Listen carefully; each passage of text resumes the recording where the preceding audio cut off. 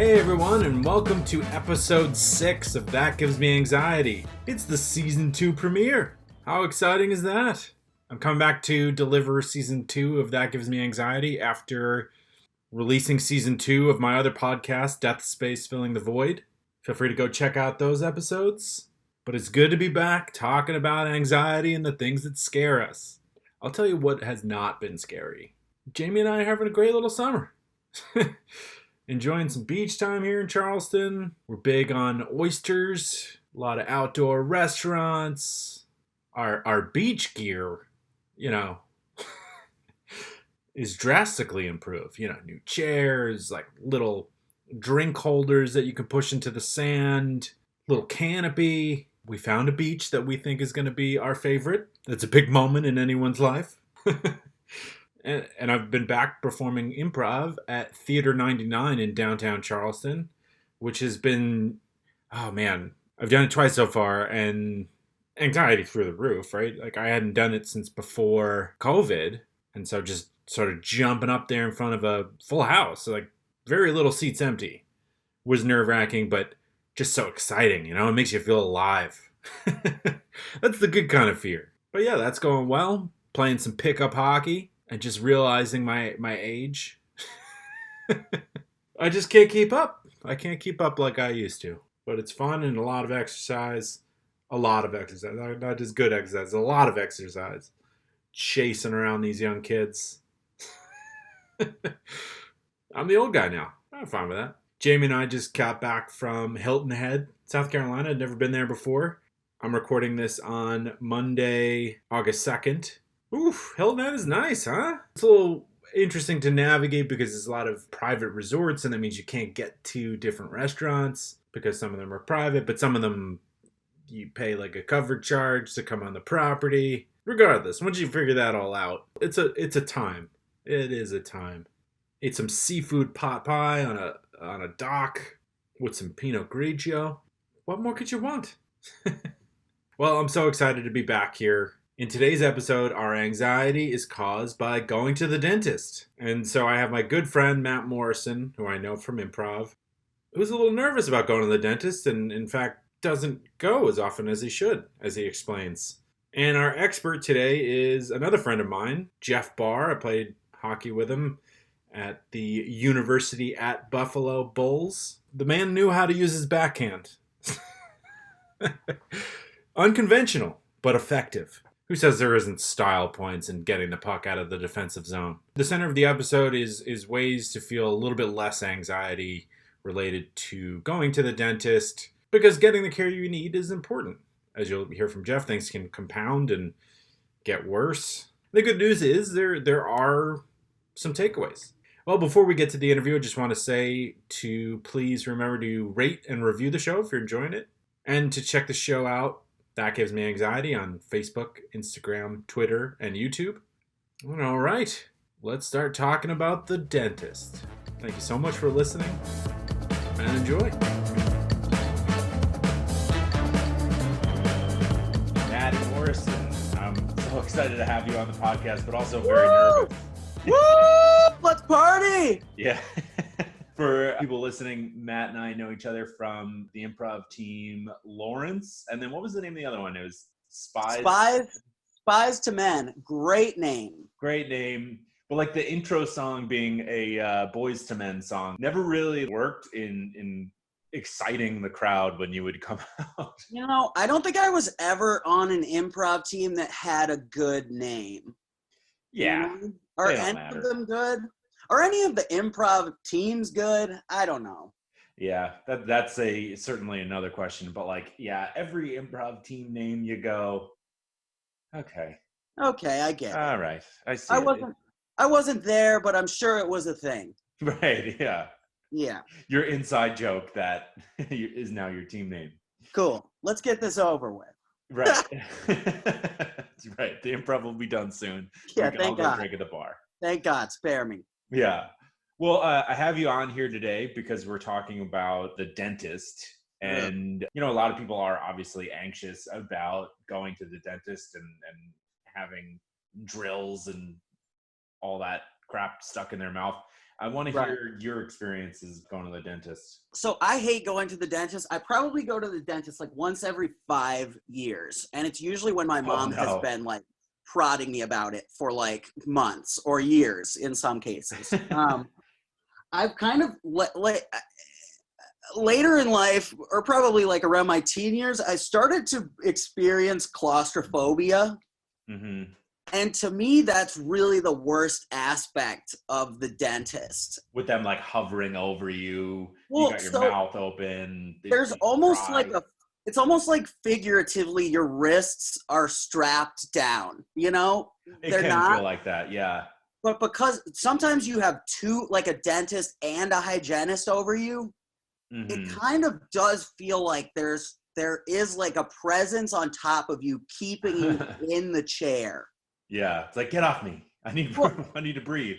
exactly. And I don't know, like, if you've ever experienced this, like flying or being in a car, if you get this idea in your head, I want to get up now, like, I want to get out right now, Right. it just will like drive your heart rate up and go to like a panic attack-esque zone. That's absolutely true. I've definitely experienced that in both flying and being at improv shows I didn't want to be at.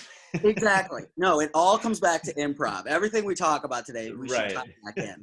And how much I loved it and how much I feel jaded by it at this point, I guess. So I've had one panic attack in my life, and it was actually on a guided tour on a tour bus of a cemetery. Why were you touring a cemetery?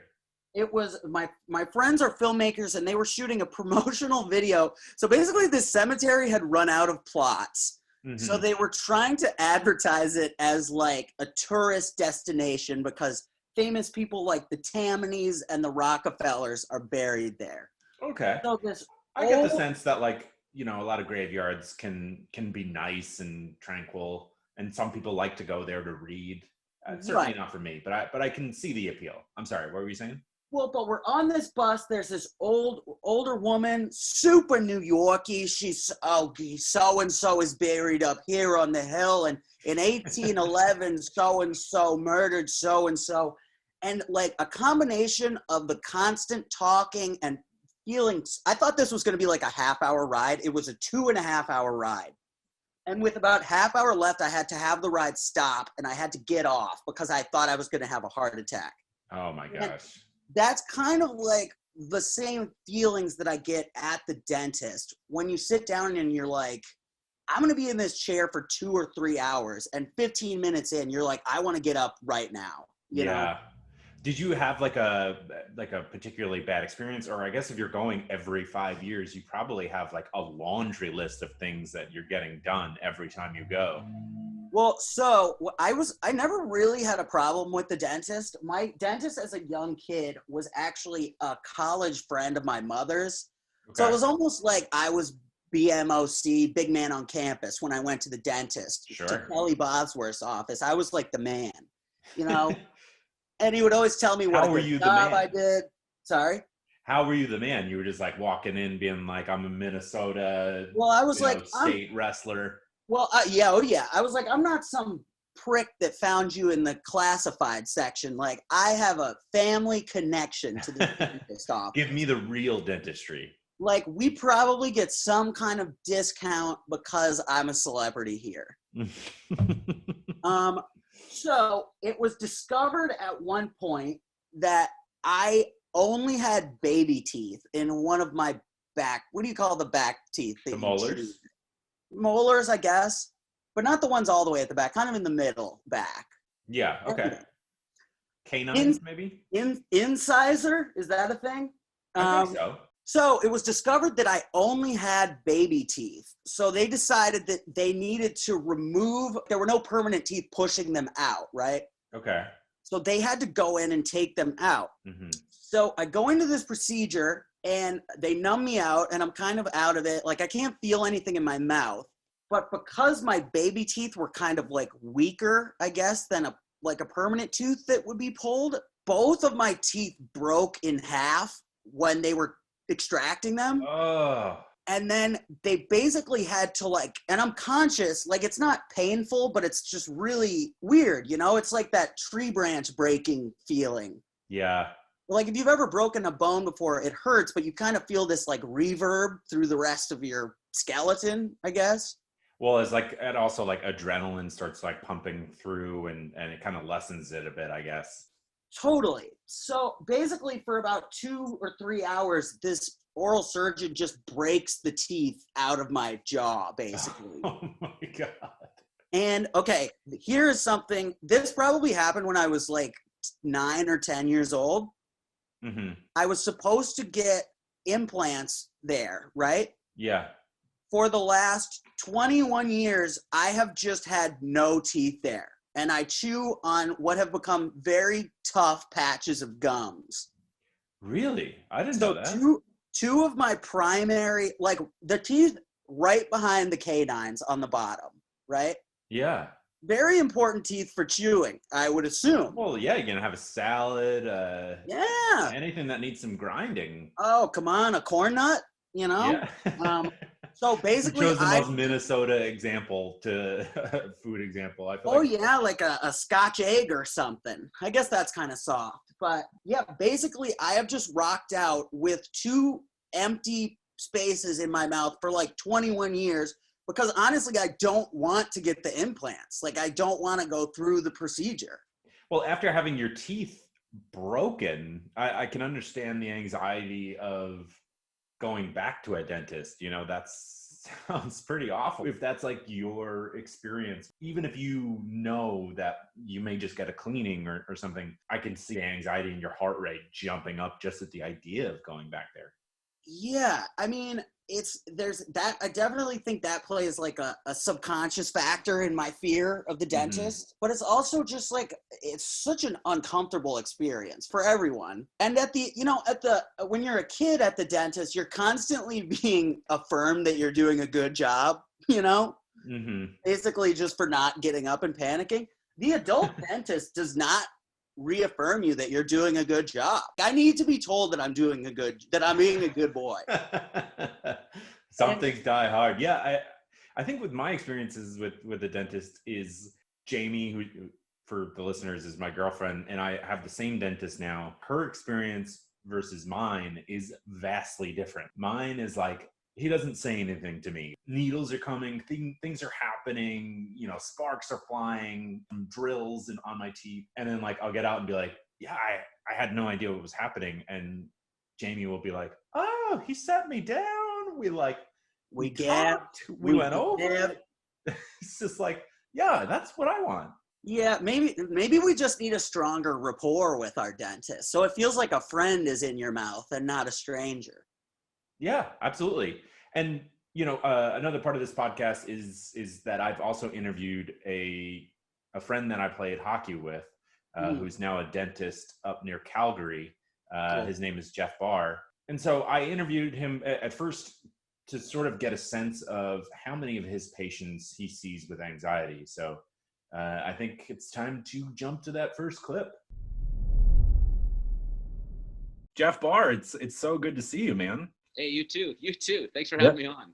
Yeah, I'm so excited. For the listeners, Jeff and I played hockey together at the University at Buffalo. I don't remember how a fella comes down from Alberta to Buffalo. How did you end up there? It was a combination of, I needed my senior year of sciences, and Buffalo was one of the few you could be a fourth-year transfer. Oh. That was one of the appeals. I kind of liked the idea of playing a little bit of hockey, and yeah, they had a dental program that I was actually quite interested in, even though I never ended up going down that path with UB. It just kind of checked a few boxes, and I was kind of looking for a change, and it was a good fit, and it ended up being just excellent. It was a great couple of years of my life for sure. Oh yeah, I mean, you instantly came in and were probably the most popular guy on the team. Like, everybody wanted to drink beers. It's like women wanted him, men wanted to hang out with him. Like. I think it's been too long. I think your memory's a little cloudy, but I'll take it anyways. So modest. So I want to talk about, a lot of people everyone obviously goes to the dentist, but a lot of people have nerves and are anxious about going for care even before, they're told they need this or that done. How many people, or what percentage of your patients seem to be nervous? It can really kind of vary because you kind of come on streaks. You'll get a run of several really anxious or really apprehensive people in a row, and it might it's almost misleading. It's like, oh, everybody's scared. And Mm-hmm. yet in reality, I'm going to say that probably 4 out of 10 have little to no dental fear, or at least nothing that they exude or will describe to me. Mm-hmm.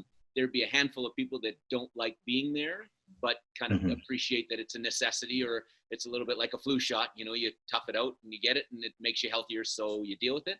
Mm-hmm. And then, probably kind of like that 1 out of 10, 1 out of 20 probably falls into the either genuine fear, anxiety, or like a legit phobia. And it's not that often that I see the really, really scared. But when I meet those people, it's like you can tell they literally are shaking or vibrating. Oh my They gosh. walk in the building. So like I said, if I don't even know if you can put that on a scale of 1 to 10, but like there are some people that like they need to speak with a psychiatrist. Like it's Yeah. that level of anxiety. But probably the bulk of people that would say they don't like coming to the dentist, which usually equates with fear or anxiety. Most people, it's probably kind of mild to moderate, I would say. Mm-hmm. And for, I mean, I guess for those people, there's really not much you could say to put them at ease if they've already gone off the rocker. But for a person that you notice is anxious or fearful, how do you kind of approach that? Everybody's a little bit different. Sometimes it's where is the anxiety or the fear, where is it rooted from?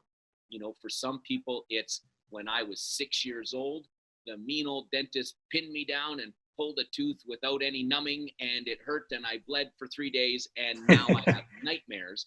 And literally, I'm talking to people that are 55 years old, and they're still anxious, or they're still connected to that one occurrence that happened 45 years ago, and Yeah. really they haven't necessarily even had a negative experience since, but that's so embedded in their brain that this Mhm. stuff is scary or painful or whatever. So those people can be difficult, even and again, this is going down more the psychology psychiatry vein, but I think there's an imprint in your gray matter somewhere that it can be really hard to overcome that.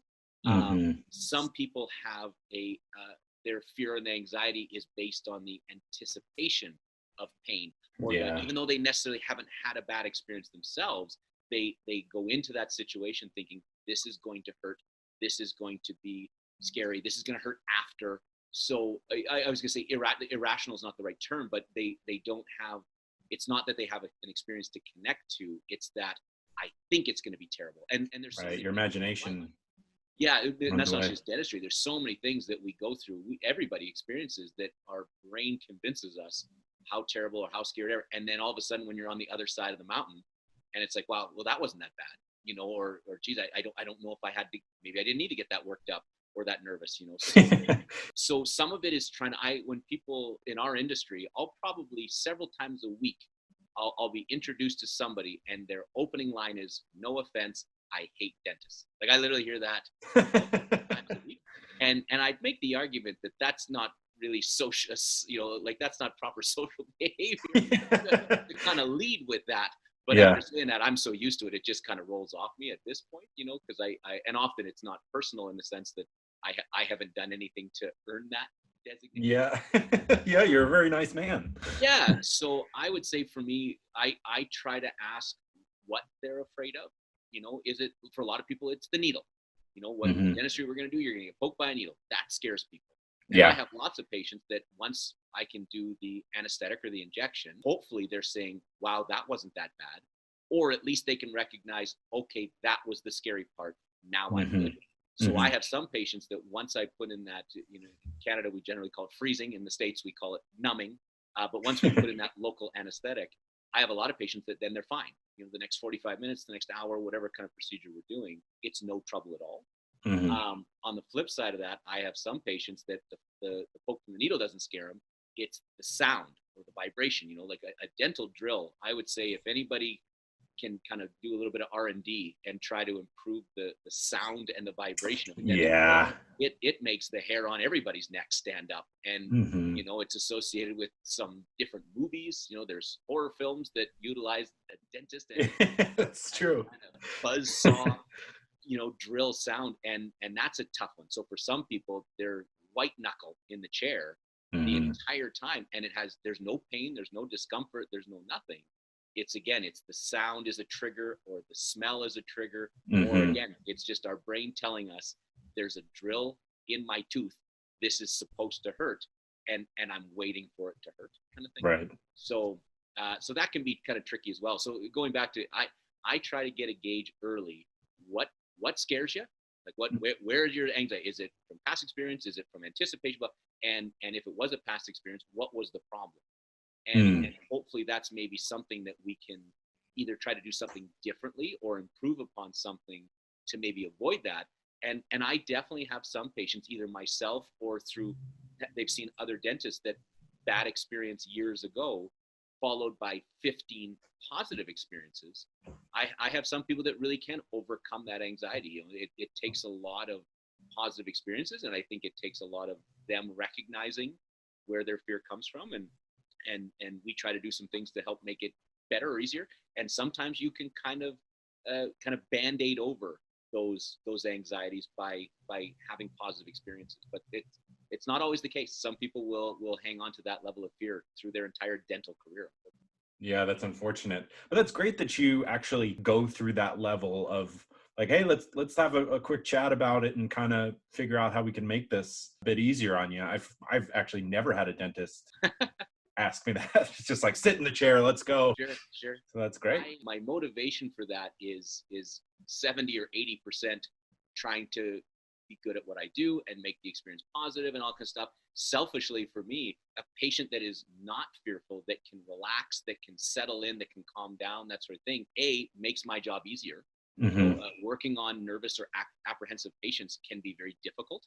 It's not only can be physically challenging if they're moving around or if they're coughing or flinching or that sort of thing, but also it's stress level for me. You know, when I'm working on somebody and I'm watching their eyes squinted tight and their knuckles are white and their neck muscles are tense, and it like just my human empathy and human nature is that there is I don't like inflicting pain, despite what many people would think of dentists.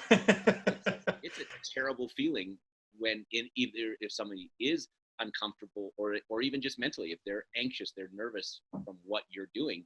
It's hard. It's hard to be a healthcare provider with that. So if I can get them relaxed and comfortable, that sort of thing, their experience is better, my experience is better, and then from a healthcare provider and as a business person, that they now think I'm great, and they're going to tell their friends I'm great, and they're going to tell their friends that I'm gentle and I take my time and I explain things, blah blah, and that's what keeps me busy and successful as a dentist, is having people vouch for that and say this guy's not a butcher, you know, that kind of thing. Right. Ultimately, like I said, it's good for my practice. It's good, but the biggest winner is the patients themselves. If we can get them over that hurdle and try to do what it, like I said, it's like a vaccination, it's like a flu shot, it's like a lot of things in life.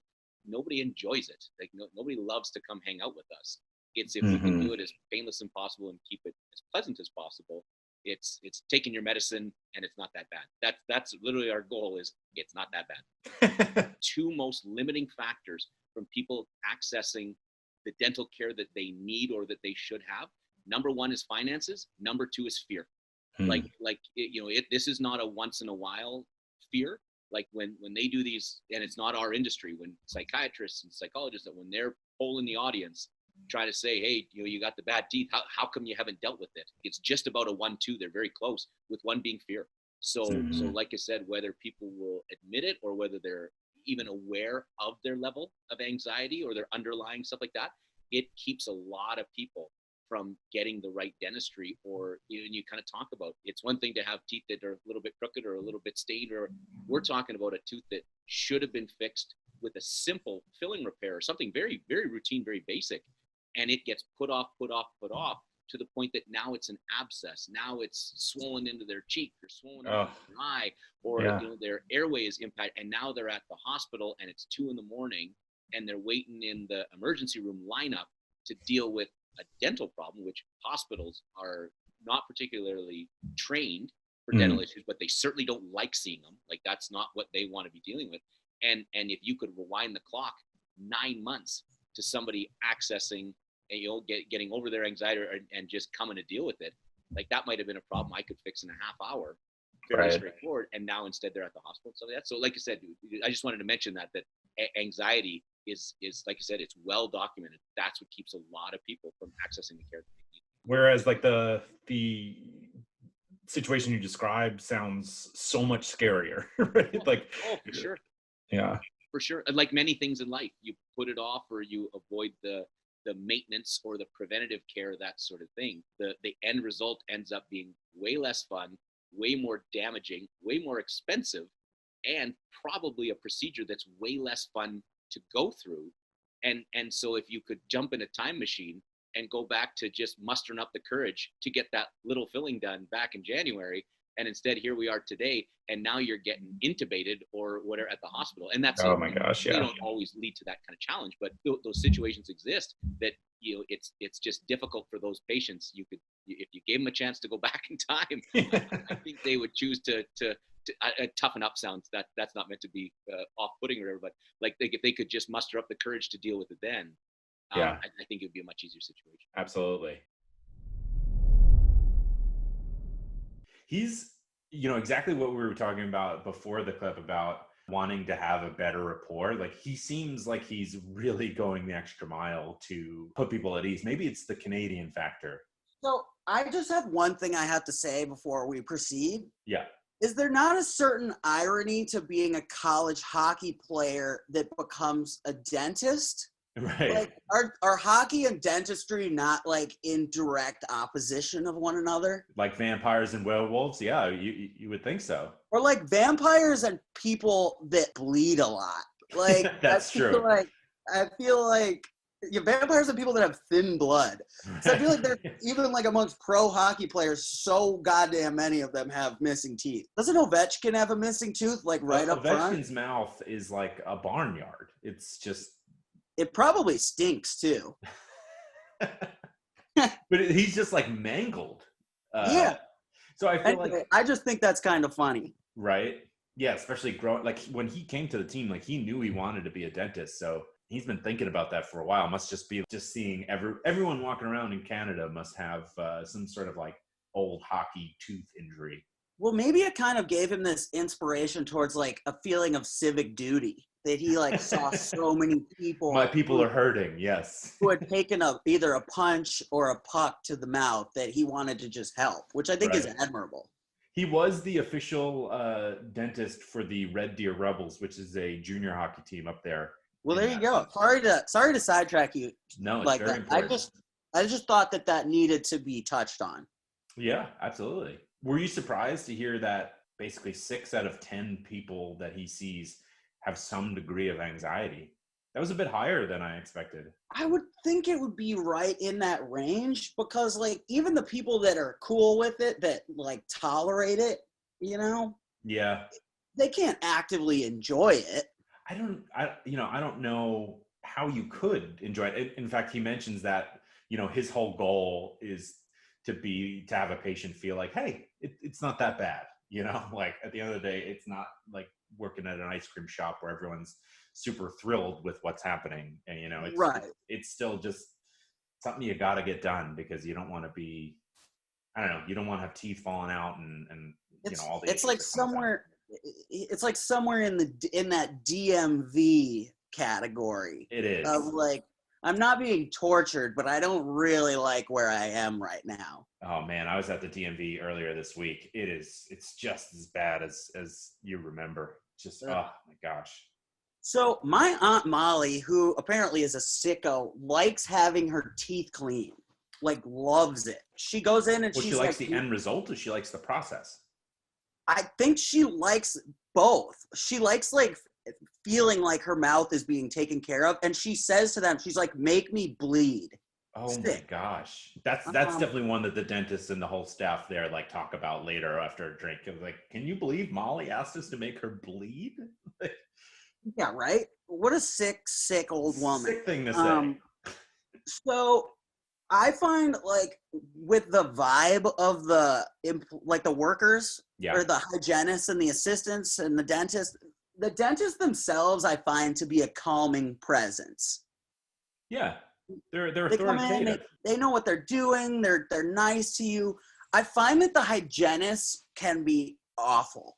They're very critical. They have a tougher job, or like a tough job of like, they probably think about every animal walking around the streets out here. People who don't brush their teeth, people who don't ever floss, people like you that don't go to the dentist for 5 years. Like they probably have horror stories of what they've seen. Yeah, the hygienists I always find just drag me through the mud for my oral hygiene, which I brush my teeth twice a day. I floss probably once or twice a week. Don't lie to me. Okay, once a week. Sometimes once a week. And it's not egregious. Let's just say that. I'm not I'm not like falling asleep with chewing tobacco in my mouth. Right. But it's like but it's like, are you eating late at night? You need to stop doing that. Do you eat acidic foods? How could you eat acidic foods? Stop doing that. Mm-hmm. And they kind of make it seem, I don't know, I feel like they take it to the 10th degree a little bit with like what you're doing wrong.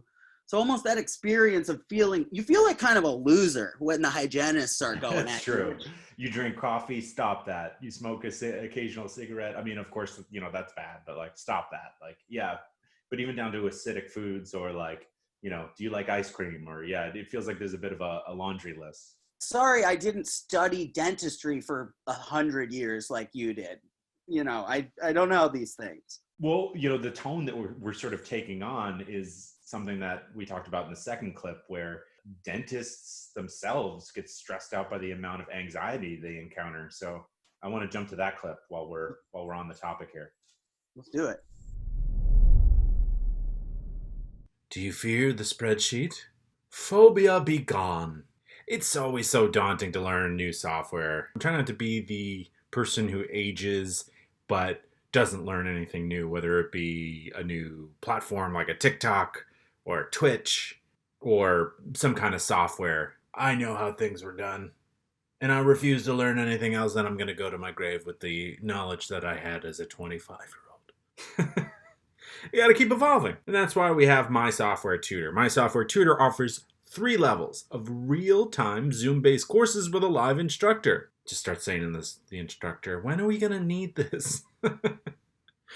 I never understood that. People saying that in high school and in college. But I don't know. It's a very pessimistic outlook on learning things. It's good to learn things. It's fun to learn things. I don't know why I'm preaching to you about making sure you continue your education. Like, we get it, Pat. We're on board. They all deliver practical, functional business skills in a friendly, supportive environment. These courses will increase your marketability. I feel like there's so many people resigning and looking for other jobs right now. Or at least those are the articles that are being sent to me on LinkedIn, as if they possibly have a vested interest. These courses will increase your marketability, whether you're an employee, job seeker, consultant, or contractor. Register at mysoftwaretutor.com and use the promo code POD20 to save 20% off all registrations. Perfect time to invest in yourself, especially if the Delta variant causes another lockdown, which seems like it's on the way. My goodness. And then we have Garnished Entertainment, which Matt Morrison from this episode is a part of. Are you missing your friends? Tired of unwinding in front of the TV? Yeah, I think we're all, as things open back up, working those social muscles a little bit. So it's been a little bit daunting when you've been around people for a while, right? Because it's a little different. Zoom, you could just jump off when you're done.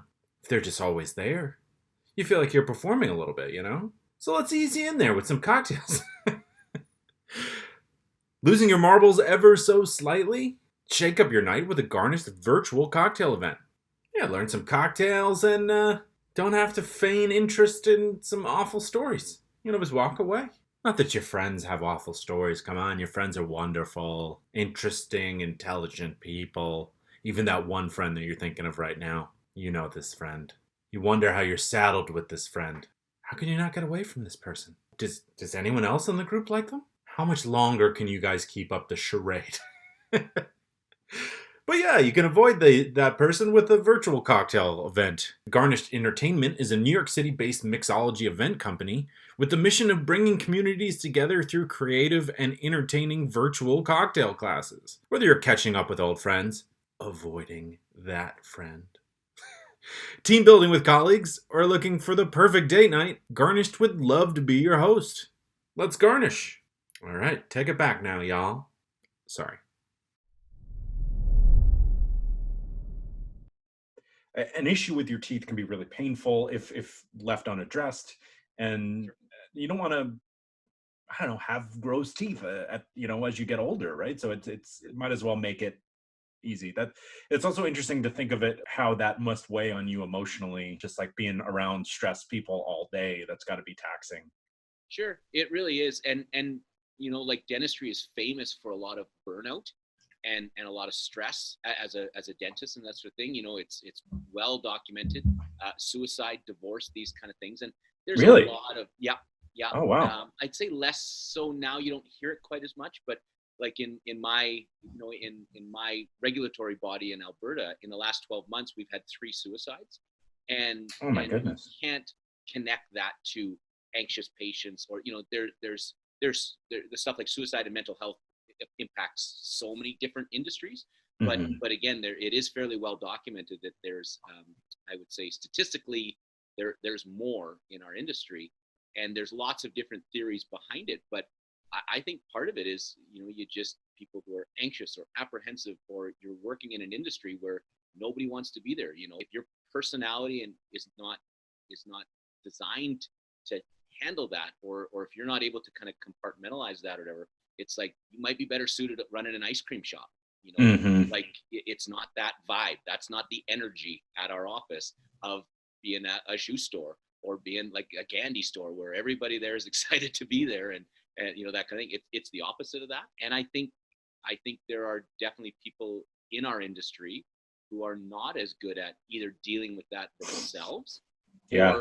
or are not able or unwilling to help their patients get over that or get through that. And I think that kind of just feeds the cycle as well, both Mhm. for patients and for the providers, that it can increase stress levels and that sort of thing. And that's really no fun for anybody. It's kind of like putting dentists in a grouping with the owner of a morgue or a law office, where like people are not coming to you at their best, right? They're having a tough time, and if that's your experience when you're just constantly meeting people with high emotions, that's gotta It's funny it's that gotta be you tough. mentioned not meeting people at their best, because I will often get introduced to patients who maybe are a little bit surly or a little bit sour or a little bit short, or that sort of thing, and I'll walk out of that interaction, and in my mind I'm thinking, well, he wasn't very pleasant, or gee, she seems a little bit miserable or whatever. And then either I'll see them in a different environment, or one of my staff will see them at an after school event, or bump into them at a hockey game or whatever, and it's like they're lovely people. and Mm. and it's easy, I think, for us to forget that very rarely are anybody in their best mood when they're in our building. Like, for like I said, whether people are aware of their anxiety, or whether they'll admit it, or whether they think they're a 2 out of 10 but actually they're a 7 out of 10, Mhm. that nobody is really at their best when they're coming to see us. So a lot of my interaction with people, especially in a smaller community, I see a lot of these people outside of my office. I'll bump Right. into them at the grocery store or whatever, and more often than not, they're really positive, pleasant social interactions. And I'll think back to, wow, she must have been having a tough day when she was at my office, or she was a bit of a sourpuss that day. And yet, it almost takes non-dental people to remind me, oh yeah, Mm. right. Very rarely are people in their best mood, or are at the top of themselves when they're in our building, because Right. it's just not where people come to shine. So No, it's not. They come to get the job done. yeah, Yeah. exactly. But I think we get a little bit kind of desensitized to that when that's my place of work. Like, Mhm. that's me 30, 38, 40 hours a week. That's where I go to work. So that's the vibe, that's the energy, so I almost get, like I said, a little bit kind of numb to it or whatever. And then you almost need somebody outside of the industry to say, oh, I hate going to the dentist. I'm always in a bad mood when that time of year comes around. It's like, oh yeah, right. That's fair. Yeah. Yeah, I was really surprised to hear how much stress is on dentists, but it makes perfect sense. Mm-hmm. Like, we were getting a little, or describing a tone towards dentists that was like a little standoffish. But could you imagine dealing with that day in and day out from everyone you work with? No.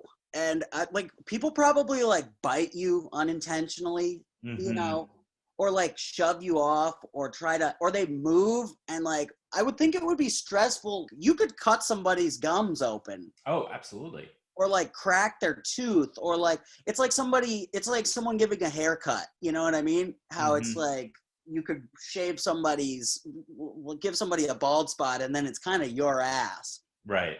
So I would think that would also be an aspect of it. It's like dealing with their actual like physical responses to the stress. Right. Absolutely. Even if they're thrilled with the work that you did, there's also the fact that like a lot of people are going to see the bill and just be like, what? Get out of here, especially if you don't have dental insurance. Right. It's brutal. I don't think I've ever been to a dentist that like, in terms of their physical, or just like the way they enter my mouth, if you will, that they've like considered that. I kind of feel like they can be kind of rough sometimes, and maybe that's just like a uniform way of doing it. I don't think so. I feel like that you've gone to some pretty weird and potentially bad dentists. Well, yeah, I mean, that little hook that they use to clean your teeth? Yeah. I always feel like they're going to break my tooth with that thing. Like, how they kind of yank and tug and do things like that? Oh, man, that like, you start imagining like what's actually happening. Obviously, you can't see, but it just like, it's like makes these awful noises. It's like Freddy Krueger like dragging his knives on like the side of the boilers when he's trying to scare somebody. It feels similar to that. It's just like rattles down your spine. This is kind of back to like what we were talking about before, but the pain aspect of it is not bothersome. I don't think I've ever been at the dentist and been in pain. But it's kind of like everything that's going on is like fingernails on a chalkboard or like chewing on tinfoil. Like it's just unnatural. It all feels bad. I don't know that I can describe it any other way. Yeah, but I think what Jeff is talking about with like making sure that like patients understand. All right, this is going to sound like this, or you're going to feel this, or that goes a long way. And that's never been my experience. And I want that. Like, I want him to be my dentist. Well, I do think one thing that he kind of touched on that is calming, kind of like when you're at the doctor, is just that they've like seen that same thing so many times. Yeah. Whereas like your mom or your girlfriend or, yourself in the mirror, you're convinced yourself that your toothache is going to invade your brain and make you lose your mind. I'm going to die from this. The dentist can be like, okay, bada bing, bada boom. We're going to do this, this, and this, blah, blah, blah. Right. And that I do find comforting. I also asked Jeff about how much dentists are taught about putting patients at ease. In school or in some other dental associations. So let's go to the third clip. So what level of instruction do you get to dealing with anxious patients when it comes to dental school? Or is there some kind of, you mentioned a organization for like the area that you live in. Is there support or instruction or discussion among dentists or? So when I was in school, one of the courses we took was basically, I can't remember the exact title, but it was basically pain management. Because I think for the majority of people, pain is a big fear factor. I think for most people, the fear is either it's going to hurt when it's happening or it's going to hurt after. And usually it's going to hurt while it's happening.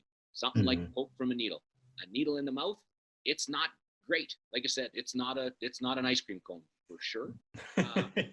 Modern technology with stuff like what's called topical anesthetic or numbing gel, which is basically just like a higher dose version of Oragel.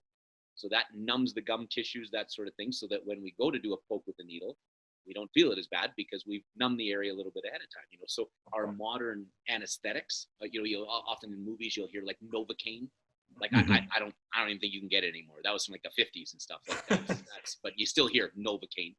Well, now that's what I think of. That's how I describe it. Yeah, and now some of our more modern anesthetics are way more effective as far as getting people thoroughly numb, predictably numb, so that when we're doing the procedures that we're doing, we've turned off those pain receptors. So in theory, it shouldn't be hurtful. And That's it great. doesn't always work that way. And some people are built different. And so unfortunately, it's not quite a hard and fast rule, but a lot of the stuff that people are fearful of is not to say it's in their head, but it's like we can manage a lot of that stuff. Like a lot of the stuff that has people anxious, it's like, well, we got a cure for that. You're scared of it hurting while we're drilling? Hey, we'll put in some numbing, we'll put in some anesthetic, put the tooth to sleep. We're gonna fix it, and it's not gonna hurt you, And it's just I often kind of tell people it's easy from where I'm sitting to tell people, relax, this will be easy. Yeah, right. The guy holding the big needle and Yeah. holding the drill, and we've got some pretty scary tools. But so in school, a lot of our anxiety-based stuff was almost more the correct, like make sure people are comfortable, like find a way to do it, not just mentally comfortable, but physically, like make sure you're anesthetic, like dental anesthetic, it's called local anesthetic. That's arguably the best tool that we've got. Like if you can put a tooth to sleep, you can fix it without it hurting. Like it's kind of that easy. But we did get a bit of an offshoot in school, and it was a very brief, kind of like one afternoon, and it was kind of here's some stuff that's out there if you choose to look into it further. And so we got a very brief introduction to hypnosis. I found it very interesting. I think the whole world of hypnosis is incredibly interesting when you see it in action, either at a party trick, having somebody acting like a chicken or whatever, or some of the mind power that, like I said, getting people to stop smoking or getting people to overcome certain anxieties and stuff. I unfortunately don't know hardly anything else about it, but I know there are some avenues in our industry where people, I don't believe it's the dentist who's a trained hypnotist, but I think there is talk of we got a brief kind of exposure to that. Most of kind of our world is going to be, I use a lot of explaining. I try to talk people through stuff. I try to answer their questions. That's another thing, fear of pain, fear of the unknown. That's how we work in life. When we don't understand something or we don't know what's happening, it's scary. That's very fearful for a lot of different ways. So I would say probably more than the average dentist, I show people their x-rays. I walk them through. Here's what we're going to do, and here's why we're going to do it. And for some of my patients, they don't want to know how the sausage is made. For some people, it's don't tell me. Just get it done, and I'm out of here. Whereas for some people, I think by explaining the steps that are involved and giving them a better idea, it's going to sound like this. It's going to feel like this. You're going to feel pressure, but you shouldn't feel pain. These kind of ideas. I think some people maybe go into those appointments better educated. And so when they do now, 20 minutes into a procedure, feel some pressure, as opposed to panicking and just about jumping out of the chair, maybe it's oh yeah, right. He told me it was going to feel some pressure. Right, yeah. I knew it was coming. And so I think some of that kind of preparation, I think a lot of fear and anxiety, and, as best you can, I think if you kind of try to approach it proactively or kind of preventatively, like let's get all the cards on the table right out of the gates, maybe you've avoided some of these hurdles or challenges or something that people are going to deal with. Yeah, you'll put a cap on their imagination, so to speak. A little bit. Yeah, a little bit. Now, there's some people with all the information in the world. They're just not doing it. Yeah, unfortunately. They're white knuckle. They're almost ripping the arms off my chair, that kind of thing. Mm-hmm. So that kind of takes you, and you are probably heading towards this at some point, but now we start talking about nitrous oxide or laughing gas. We start talking about products like Ativan or lorazepam.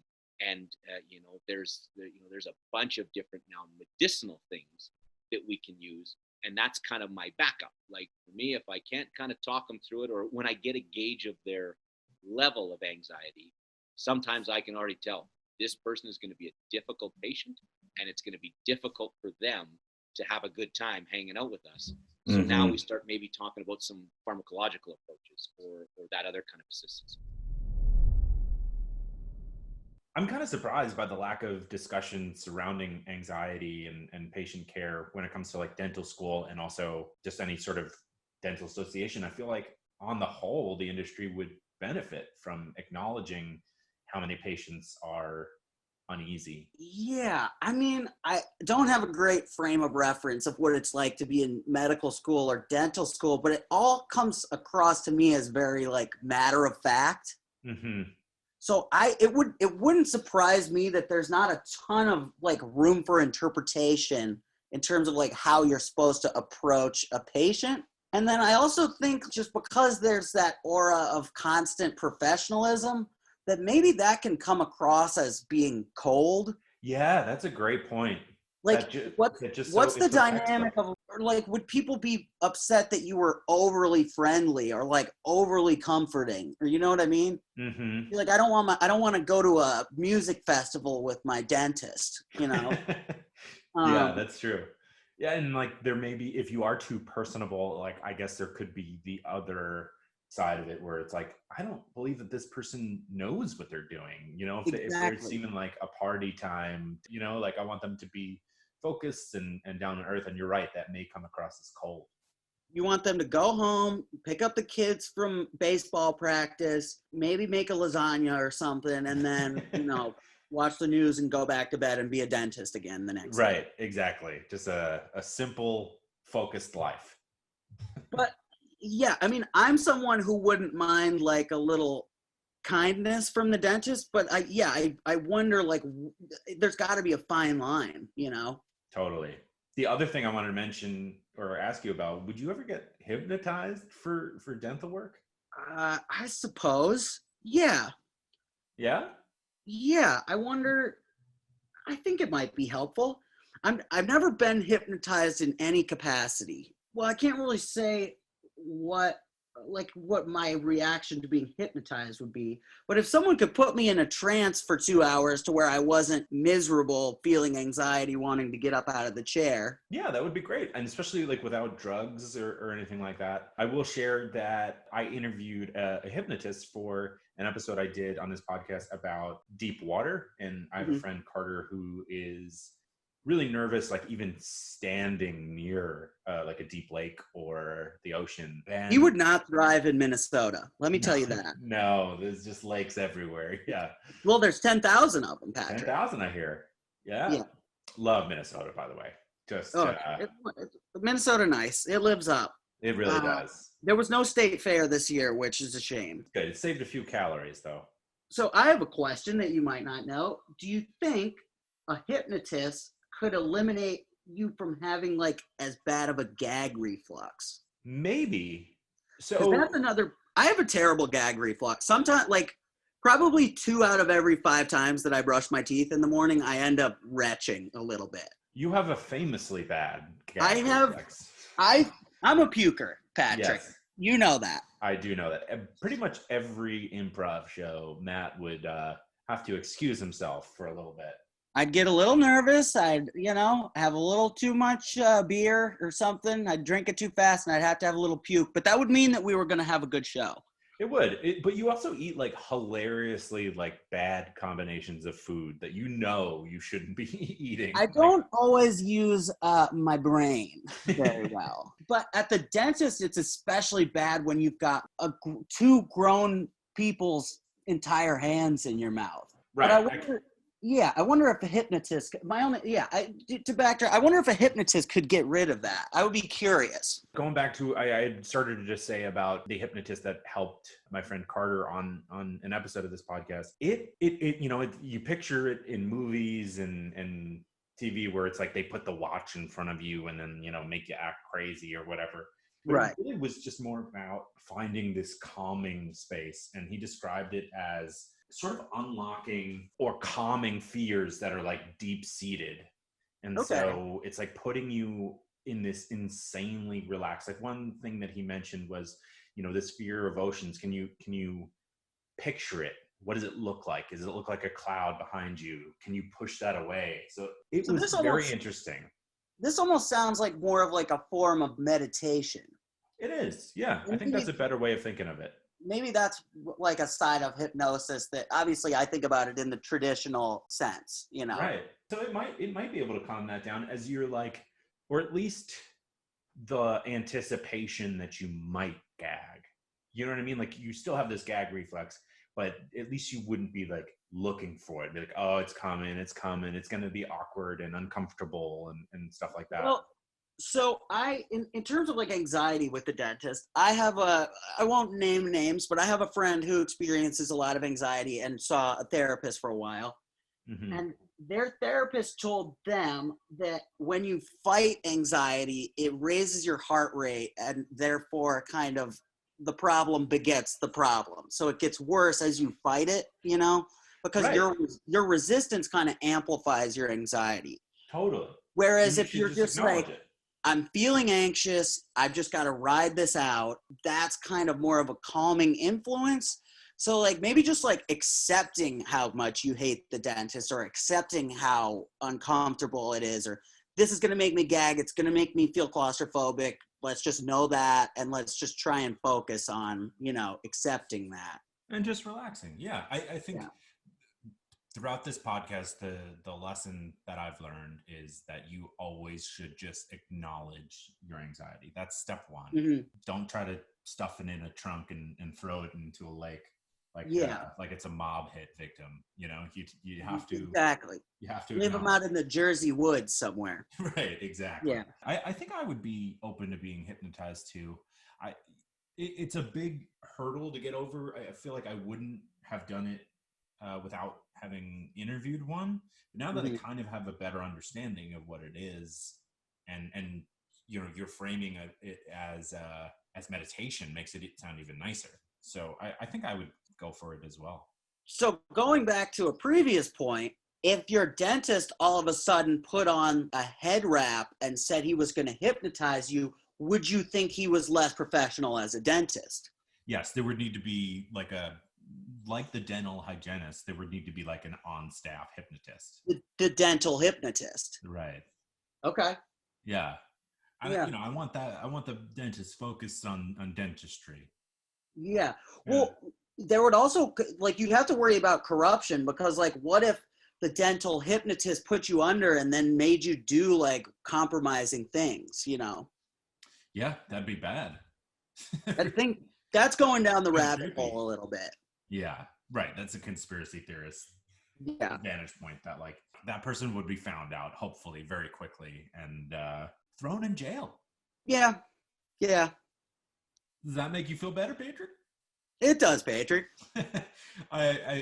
I'm surprised it's taken this long for the Patricks to come out. So Matt, when we're on Lawrence, I feel like it started where you were very curious and you would ask a lot of questions, and it would be like, what time is our set? Or like, what form are we doing tonight? And like, it eventually just became like, Patrick got to the end of every sentence. Well, what was the cartoon where it was kind of like the dim-witted kid was with that really intelligent dog?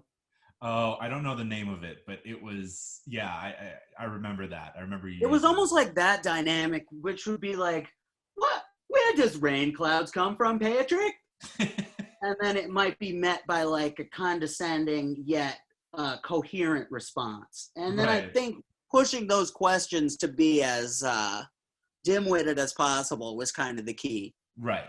And it made a lot of people laugh. Like, you ended up calling, I left the People's Improv Theater before you did, and I feel like you had whole teams where everyone referred to each other as Patrick. What? Oh, years later, I'd be like, what form are we going to do tonight, Patrick? Our team should probably practice more, Patrick. We're a little rusty, Patrick. It's funny, like whenever I know that I'm going to see you later on, like earlier in the day, I'll start calling or saying it to Jamie, being like, we got to get going, Patrick. And we got to go, Patrick. What are you warming up? Like, I remember the first time I met Jamie, we shared an Uber and we're calling each other Patrick the whole way. Laughing a ton, yeah. And I started noticing that the Uber driver was giggling. And then right when we arrived, he goes, we're at your destination, Patrick. And we just lost it.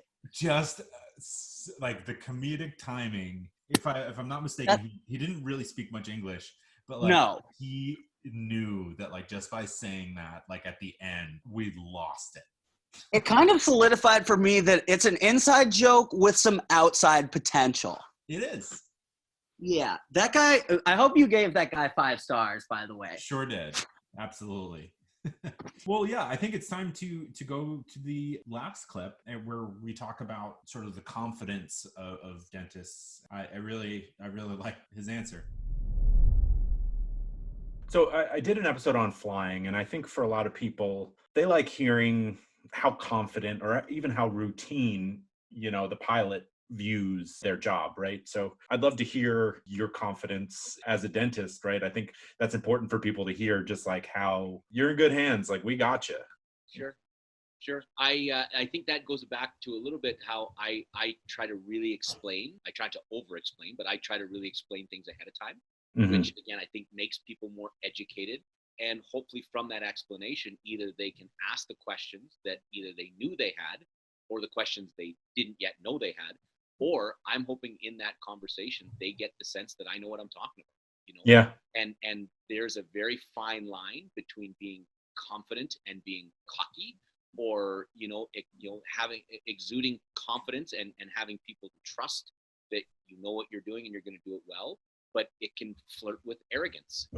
There are a lot of people when they're in a healthcare setting, it is very easy to be put off by a dentist or a doctor or a surgeon who seems to brush off your concerns or again, some of this stuff, even if it's fairly routine for us, a lot of people don't necessarily think it is routine for them. So I have to be a little cautious that it's not, hey, no worries. Like, what are you stressing about? I've done this 8 times this week. Yeah. It's no big deal. But it's like, at the end of the day, I have a needle in their mouth, and then I usually have a drill in their mouth, and then I have, I'm taking part of their body out of their body.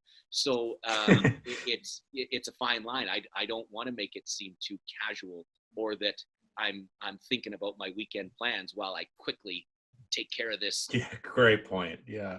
But after saying that, I think people are put at ease when you do have confidence and, at the same time, empathy. And like I said, I think it's kind of finding that balance. And I'm sure I've got, I'm always trying to get better, and I'm always trying to evolve and kind of grow in my profession. But I think that's been one of my personal strengths, even from early in my career, is that I'm confident in what I'm good at. I'm also humble enough, or whatever. I know the stuff that I'm not good at. I'm still very willing to refer things out if I'm unsure of something, or if I feel that I'm not rock solid on a diagnosis. I'll rely on a specialist, and the specialists are available to the patient and available to me for a second set of eyes. Or I can look at a tooth that needs to come out and say, you know what? I think this one's going to be really difficult. And I think in the hands of an oral surgeon, I think this is going to be a piece of cake. And there's a chance that it's going to be a piece of cake for me. But if it's not, and I kind of end up in the weeds, and now I'm in a situation that either I'm having no fun or the patient's having no fun. Unfortunately, that's just the reality of this kind of treatment. But if I can try to identify those landmines ahead of time, there are dentists, they're in any medical profession, in any profession, there are definitely people that are willing to bite off more than they can chew, or their confidence or their cockiness, or they're kind of a bit of a gunslinger, and of course I can. I'm not going to send this out. I can handle this, and I think it's as good as it is to be confident, and that's it. It's also good to know your limitations and recognize when something maybe isn't. Maybe there are some red flags that this is not going to go so smooth. For example, I do quite a few root canal procedures, and root canals famously bad press. Like, when you think about dentistry, it's like a root canal. Like, People compare a bad day. Oh man, it was like getting a root canal. Yeah, exactly. I see that in the media. I always wince a little bit when I see it in the cartoon or whatever they're making reference to that. Right. That's not really helping our fearful patients. Yeah. But so I've heard that just like everybody else has, and it's like, that's a particular procedure that in the right circumstance with local anesthetic that's working well, it really shouldn't be a scary procedure. But unfortunately, some of these reputations get earned for a reason, because they can be more challenging or that sort of thing. So for me, a procedure that, and like I said, I'm quite comfortable with a lot of this type of treatment.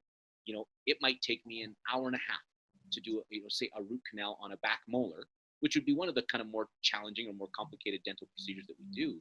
Well, some of the specialists I work with, they'll do it in a half hour, 25 minutes.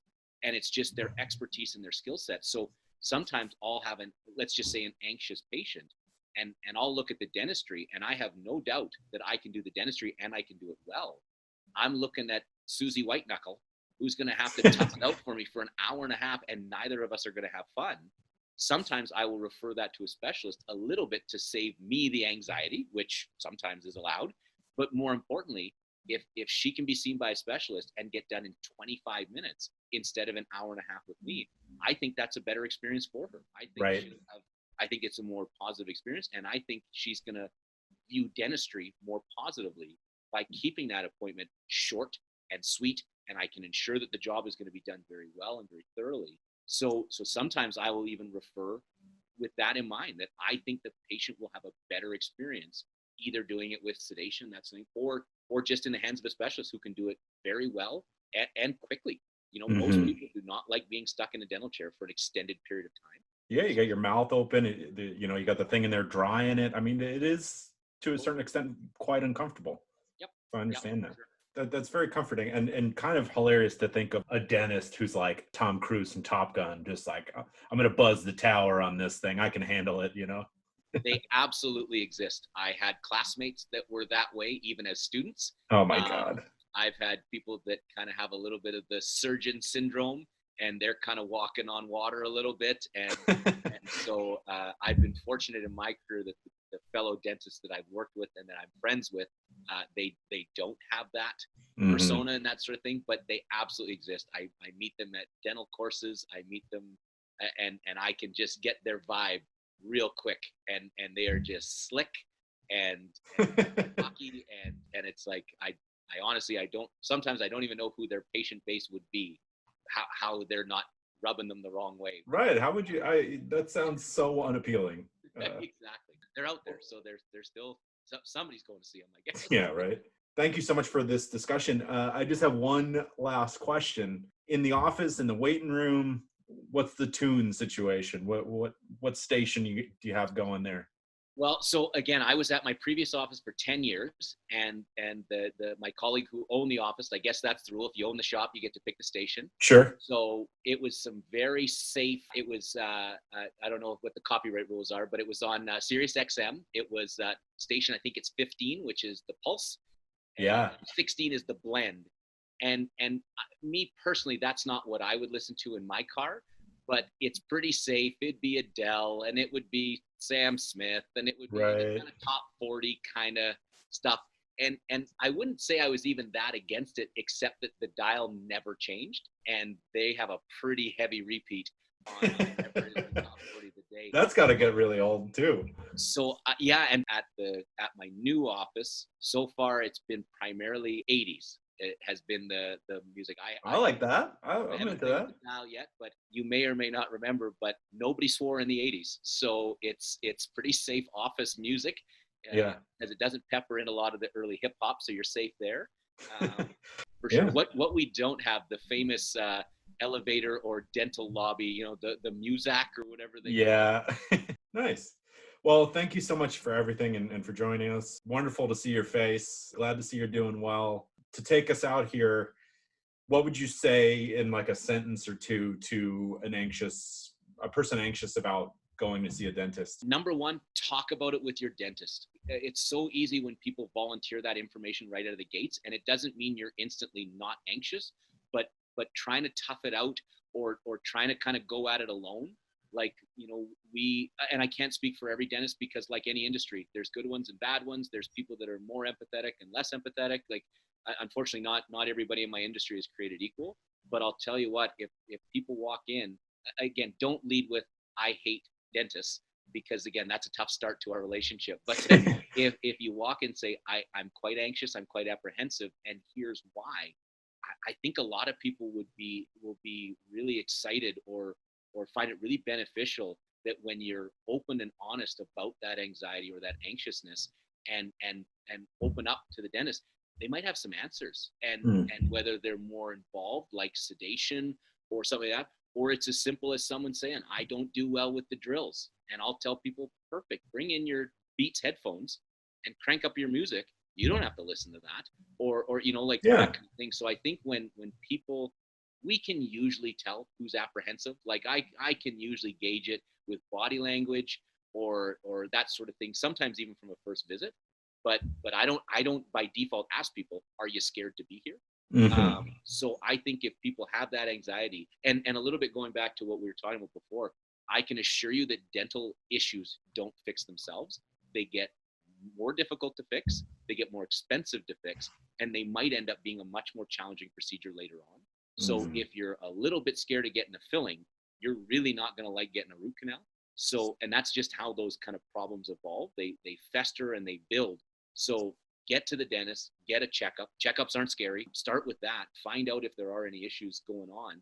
And if there are, like I said, I would say be open and honest. Like I need people to help me out as a patient, but I tell people every day, you don't have to be a hero. Like if something's bugging you, if something's sore, if it's sensitive, or if you're anxious, talk to me about it. Let's figure out what's on the menu to maybe try to bring it. We might not be able to eliminate that anxiety, but if we can take you from an 8 out of 10 and bring you down to a 5 out of 10, maybe we're going to get you through this appointment or something to that effect. So I think people just being open and honest with that discussion, mustering up the courage to get in the building. Like I said, putting it off and avoiding it. Unfortunately, the head in the sand approach, rarely do you end up winning as a dental patient. But I would say talk about it. And if you have a dentist that can't talk about it or can't offer any options, or is a sit down, shut up, let's get to work, I'm in a hurry kind of guy or girl, get a new dentist. Like, I see lots of people that I'll talk to them in social settings and they don't like their dentist for one reason or another. And whether it's earned or sometimes maybe it's not fair, they don't like it. And it's like, well, try somebody new. I've been going there forever. Or, that kind of idea. Right? Yeah. Would you do the same thing with a restaurant? Yeah. The food is crap, but I just keep going there. Yeah, it's close. It's close to where I live, so I've had food poisoning 3 times. But we just so I would say shop around. Shop around, and stuff like advertisements and stuff. It's very well known to most of our industry that it's not particularly effective, but lots of people do it. Like whoever has the biggest, shiniest billboard probably isn't that busy, and or probably isn't that good. Some of the best office, you won't see a ton of advertising and stuff like that because they don't need to. So I would say look at reviews and friends and family. Like both the offices that I work at are 90% referral, like word of mouth referrals. Like we don't advertise. We have very little social media presence because we have good internal referrals. We have patients that we take care of them. They've been seeing us for a long time and they tell their friends and family. So that's I think way more valuable. People are trying to seek out, ask around, find out who likes their dentist and find out who doesn't like their dentist. And if you have 3 people tell you, yeah, this person, this guy or this girl is great, I think it's probably worth a try. And like I said, don't be afraid to, I don't want to say shop around because that's not the right terminology, but like I said, if you've got somebody who you're anxious, you're apprehensive, and they're not at least trying to help you kind of get over that or find a situation that's going to work, then maybe it's time for somebody new. Yeah. I think that's not crazy. Find somebody you're comfortable with and stick with them kind of idea. That's great. I think that's all very, very good, clear-headed advice. Sure. I hope that means something to somebody. I don't really know. I've never had to talk about this stuff out loud like this. Like I said, hopefully somebody finds that to be helpful, or maybe it pushes somebody towards getting some care or makes them maybe a little bit more knowledgeable walking into this process. So like I said, hopefully there was some value in what we talked about. I definitely think there is. Yeah. Oh, good. Well, thank you so much. Yeah, it was great. Thanks for having me on, Pat.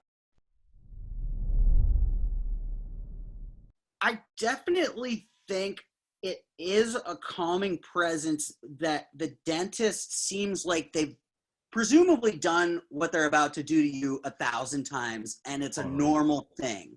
Right. It's like, well, when the dentist, like, he's been there before, he's done this procedure before. It's like when you're first discovering yourself during puberty and your parents assure you that everyone your age is going through the same thing. Like, it's definitely just like a calming force. There's hormones, like, there's, because you feel like, at that time in puberty, that like, oh man, this is only me. I'm a weirdo. I'm a sicko. Like, and it's like I have thoughts that are new and scary but exciting. Hey. But yeah, it's like when your pilot, he said it in the clip, like when you're experiencing turbulence and the pilot comes over, and whether they're sweating it out in the cockpit or not, they're like, we're experiencing a little chop. Do you only say chop on water, or would you say chop on a plane? Well, I think like nautical terms apply to both the water and the sky. But I really feel like you should have asked that question differently. I can't say I've ever heard an airline pilot say it's getting choppy, but it's calming that the expert is calm, Right. Or like, so you said like you took your dog in for surgery when it broke its leg, and the doctor just kind of whipped the dog up without like really supporting its leg, type of thing. Or like I've broken my wrist before, and they like flick it and mess with it and do tests on it that you think is going to further break your arm, but they know what they're doing and treat it kind of like business as usual. Yeah, which is it is nice, like, yeah, especially in like a panicked situation where it's just like, all right, we need to test this, we need to do that, yada yada yada, we'll be on our way here. I'm not gonna miss happy hour. Yeah, whereas before you might have been like, is my toothache going to invade my brain, Patrick? Exactly.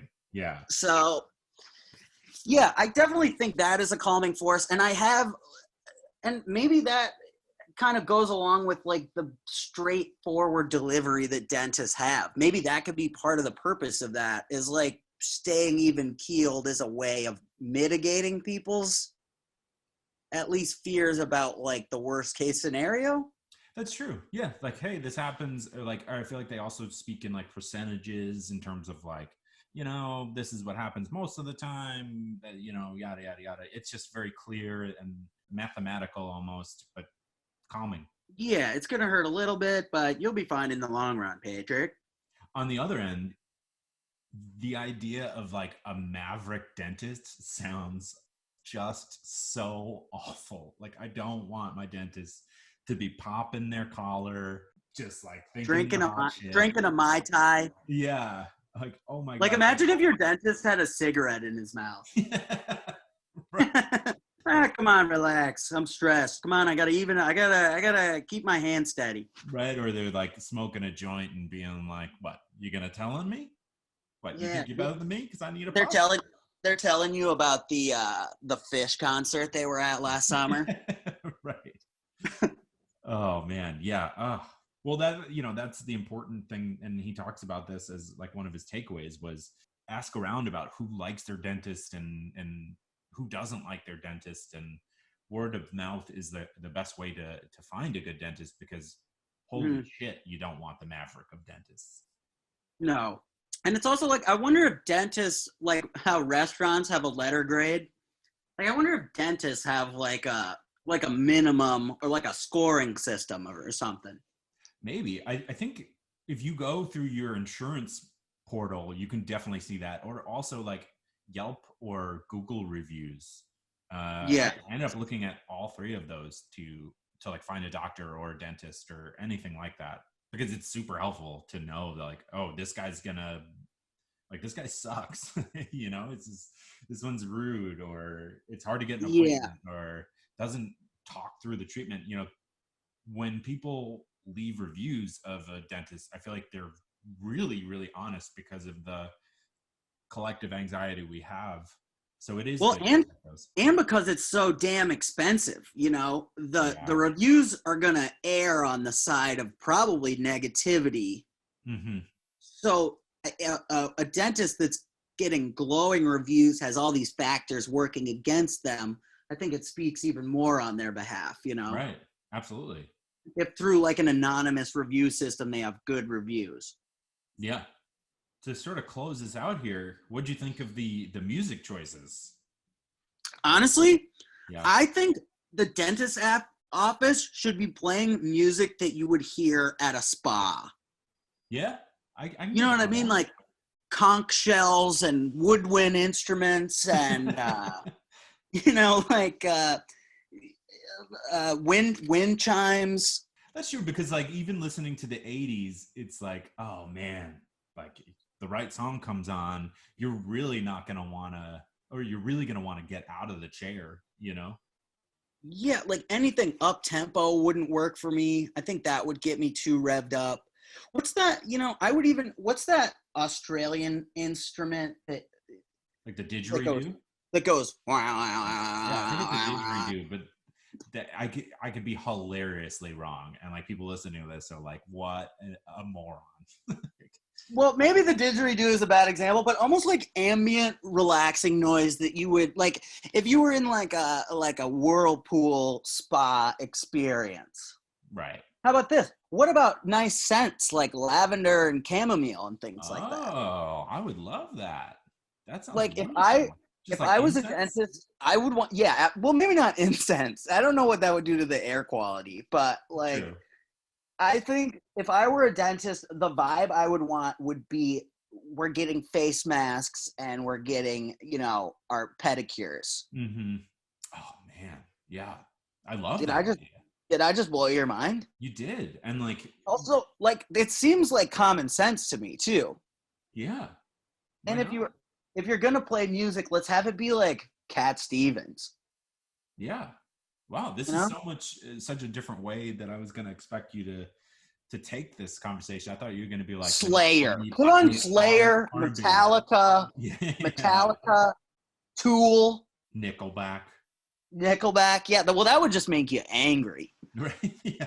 So yeah, that's my idea, and I feel like it should be common sense, but I guess not everyone thinks the same way as me, Patrick. Because I have a You have special a very brain, unique Patrick. brain. What's that? I have a special brain, Patrick. Yes, you do. You're a special young boy. Oh, thank you. All right, to close this out here, thank you very much for your time. Do you course. feel any different about going to the dentist, or what are your thoughts having listened to Jeff and discussed your anxiety? I'm overdue for a dentist visit. Mm-hmm. I'm thinking I'm going to make it a personal goal I'm usually pretty empathetic, but like empathize with where the dentist and hygienist are coming from, and also go in with like a mental game plan, kind of like the meditative philosophy we talked about of like, this is going to be bad. Let's just remember to breathe. Let's remember to stay calm and just accept the negatives. And don't be afraid to ask the person questions and be like, hey, like what, I'm a little nervous, like, and like in that way you're acknowledging the anxiety. And I feel like having them respond with like, yeah, you can expect this, you can expect that, may be really helpful for you. Yeah. We don't have to be John Rambo going into the dentist's office, Don't. No. We can be more of a Squidward. Squidward. Yeah. Or like Squidward's not the right one either, because he's just going to be a grump. I think SpongeBob is probably or like a Mr. Kimball in Kindergarten Cop, how he's kind of like he's like a tough guy at first, but then he kind of learns to have like a softer side that he's like able to. Yep. He's able to kind of let that out, and I think it makes him better as a cop, in the long run. Do you see yourself as John Kimball from Kindergarten Cop? I almost always have. I feel good. It must feel good to finally come out and acknowledge it. I think everyone else sees me as the kid whose parents are both gynecologists. Okay, yeah, I see you as that. I also see you as like Squints from The Sandlot. Yeah, there's a bit of that mixed in there. It's like a Squints meets Mr. Kimball. That's my deal. And we also didn't talk about this, but for people who are nervous about dentists, in the first clip, Jeff mentions that a lot of people come up to him and say, not for nothing, but I hate dentists. And I feel like that is just like the worst thing that you could say. Like how does the relationship improve from there? Until you've gone out and which again, we don't want to do, but until you've gone out to like get a beer with a dentist, like how can you say you hate dentists? Right. I think that's an ignorant statement. It is. You wouldn't say that to a bartender or, insert any profession here. So like, why say that to a dentist? Well, I will say I am a bartender and I can't stand bartenders, but no, I'm just kidding. All right, Maddie. Well, this has been a lot of fun, and yeah, I hope you find yourself at a dentist soon and one that's good to you. Oh God. All right. Well, I can't wait to hear the results here. Thanks for having me on, Patrick. You got it. Yeah, all right. I feel like a lot of people have expressed through Instagram and Twitter their fear of the dentist. It feels to me like it's something that a lot of people are afraid of, but it's something that I suspect people are hopeful that they can change, that they can improve the experience. And the good news is I feel like there really were some solid takeaways here from Jeff and from Maddie. So hopefully that'll help you get the care you need. You don't want your teeth looking bad, come on. Or being in pain, ugh, toothache. It's awful. Well, like I said, this is the season premiere of season 2. We've got about 10 episodes lined up where our anxiety is caused by things like nightmares, your parents moving in with you, body toxins, deep water. I had a hypnotist come on for that one, which I mentioned in this episode. So a lot of fun things. I hope you'll join me every Thursday and we'll have some fun and we'll learn some stuff. Oh man, sounded like I was the host of Blue's Clues there. But I am excited. Anyway, have a great week and I'll talk to you on Thursday.